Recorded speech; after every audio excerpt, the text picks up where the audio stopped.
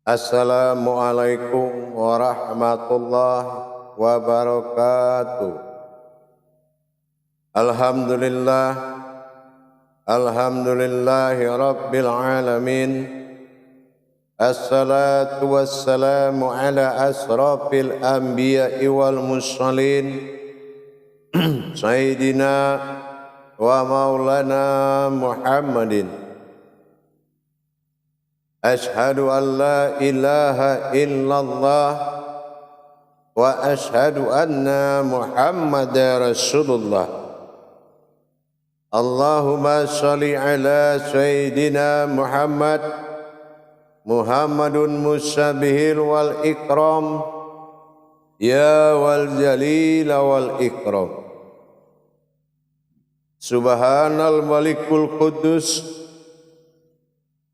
Subhanatil izzati wa azzamati wa haibat wal qudrat wal sultan wal kamal wal jamal wal kibriyai wal ijabarut wa la yafutu wa la ya'budu abada.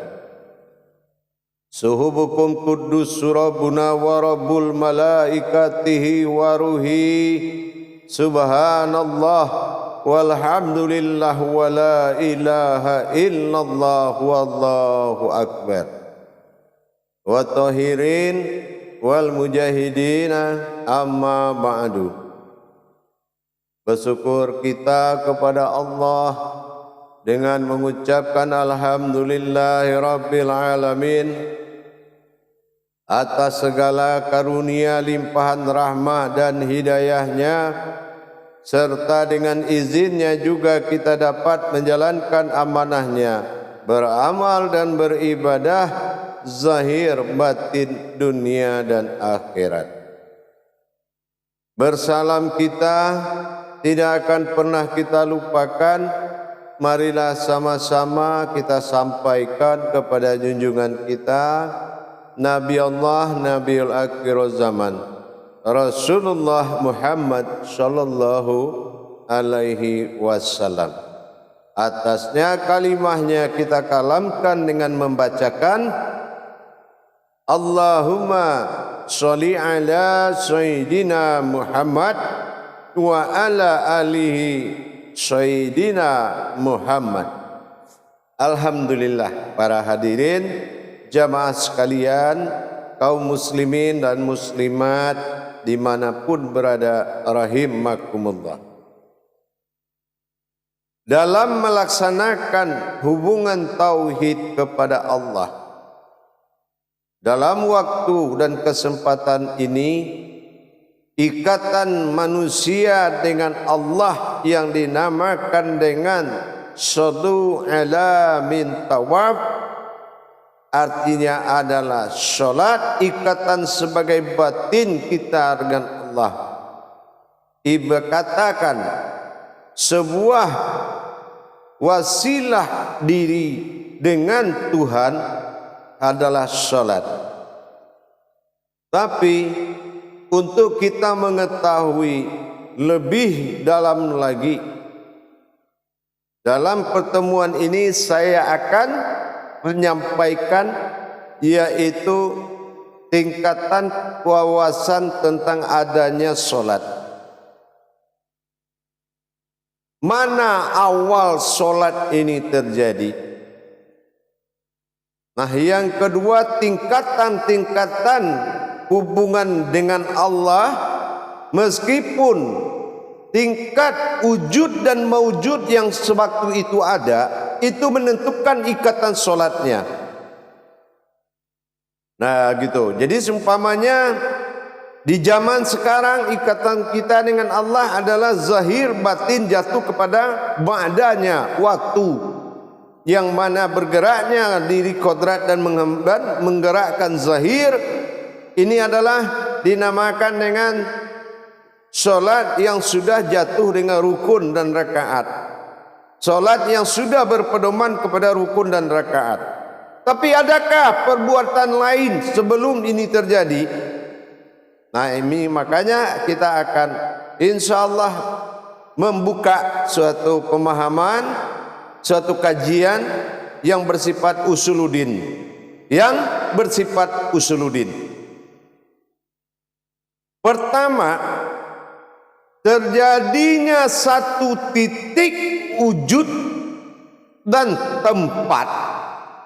Ini sudah menandakan ada ikatan.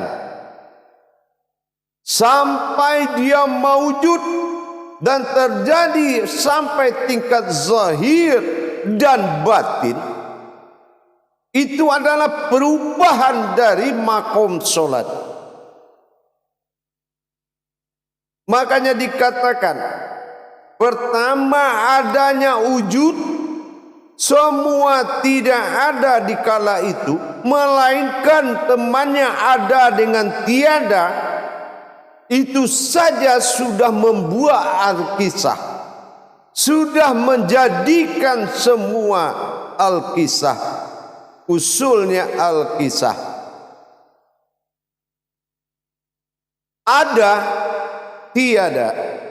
Inilah solat terjadi makomnya 6 tahap perjalanan, 6 ikatan dengan Allah.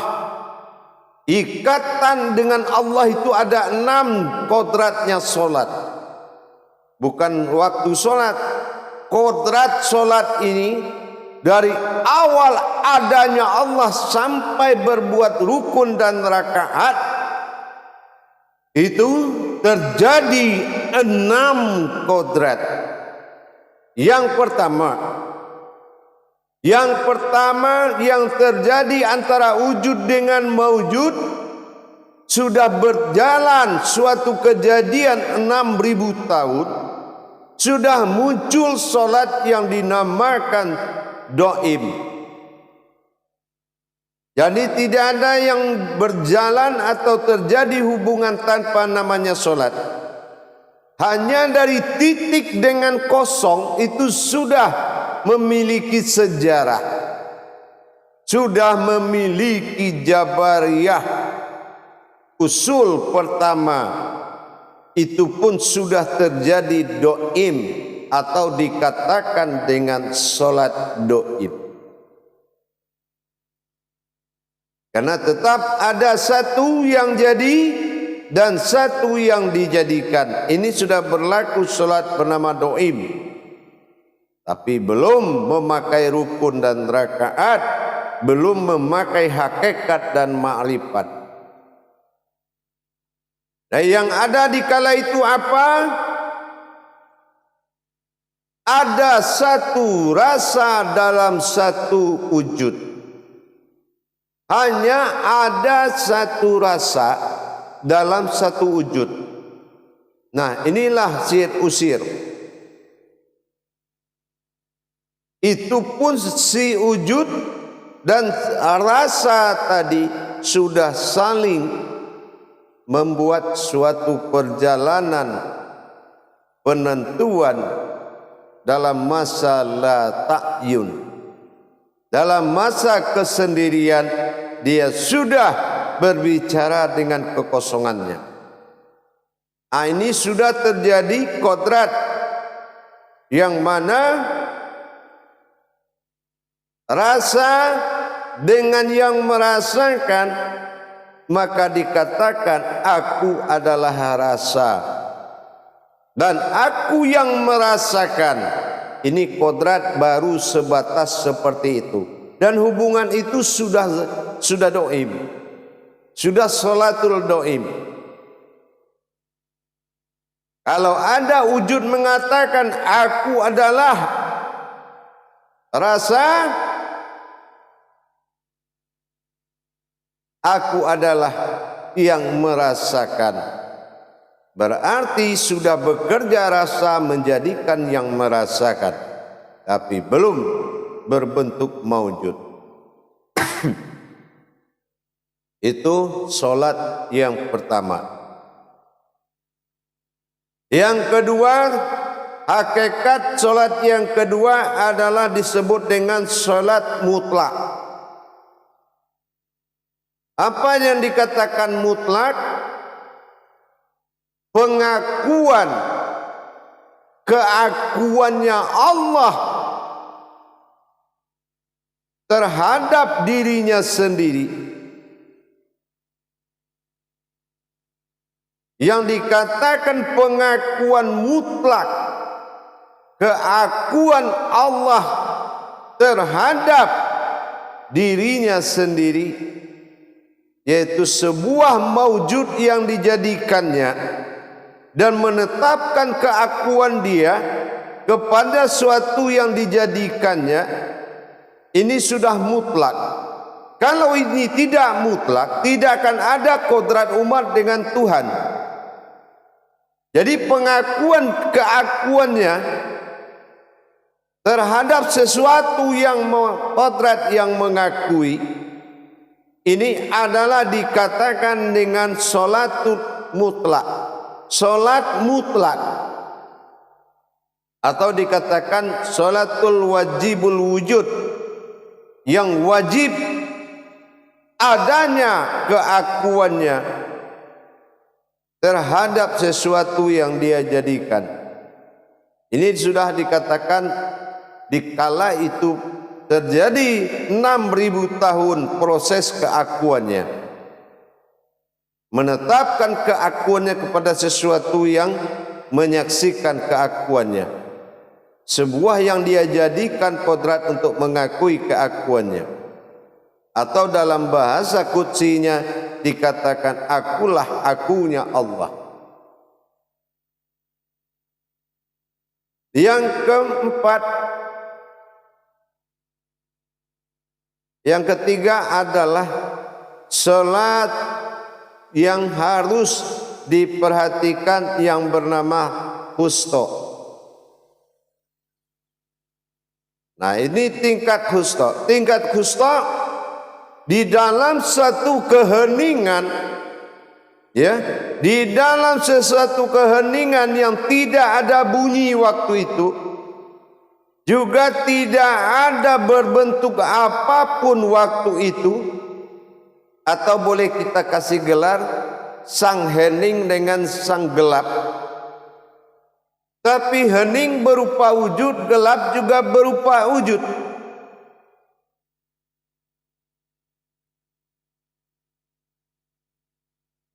Tetapi maujudlah dua-duanya di dalam sesuatu rasanya, sesuatu rasa, maka inilah yang harus dijaga dalam sifat husto. Alam hening dan alam gelap, belum ada bunyi dan belum ada yang bisa dilihat, itu juga sudah menyatakan ketuhanannya selama di proses 6 tahun di masa itu, sehingga jatuhlah ke dalam diri husto ini adalah sebuah solat yang sangat harus dijaga. Kenapa? Asyik dan masyhuknya suatu ibadah dalam keheningan tanpa suara dan kegelapan tanpa bentuk. Ini ikatan batinnya dinamakan dengan salatul husto. Yang keempat terjadi pada waktu itu adalah sebuah solat ikatan batin dalam bentuk salatul mutuk, solat yang telah mati dan belum ada di kala itu hubungan solat, tapi ada terjadi hubungan kodrat di dalam diri, hubungan kodrat sejatinya. Apa yang berhubungan di kodrat pada itu? Sebuah yang hidup, yang ada, berbaju dan berpalutkan batin, berpalutkan sir,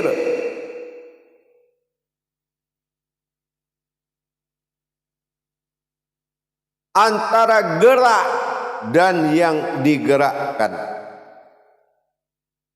Antara sir yang menggerakkan batin itu hubungannya dikatakan sifat solaha, itu hubungan kekuatan. Ini disebut dengan solat di alam mutu, alam mati. Solatul mutu, solat yang belum ada kecuali mati yang ada. Solat belum wujud waktu itu. Tetapi ikatan antara gerak dengan yang menggerakkan 6.000 masa tahun sudah menjadikan hubungan solat yang menggerakkan bersifat Tuhan, yang digerakkan bersifat umat atau hamba.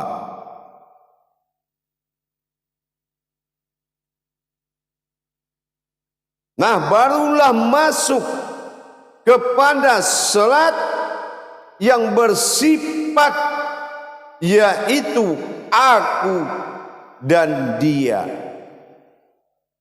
Nah, ini dinamakan salat watil. Nah, salatil kudrat. Jadi sudah terhubung antara ketentuan ibadah atau keumatan dan ketuhanan dalam kodrat aku dan dia. Ini sudah masuk ke makom wujud zat dan mewujud sifat. Nah, ini sudah terjadi sebuah kodrat, yaitu kodrat zat yang kodrat sifat. Nah, yang terakhir barulah masuk solat tauhid. Setelah ditetapkan umat dan Tuhan, yaitu dalam makom syahadatullah, menetapkan keakuan Allah pada diri yang dijadikan.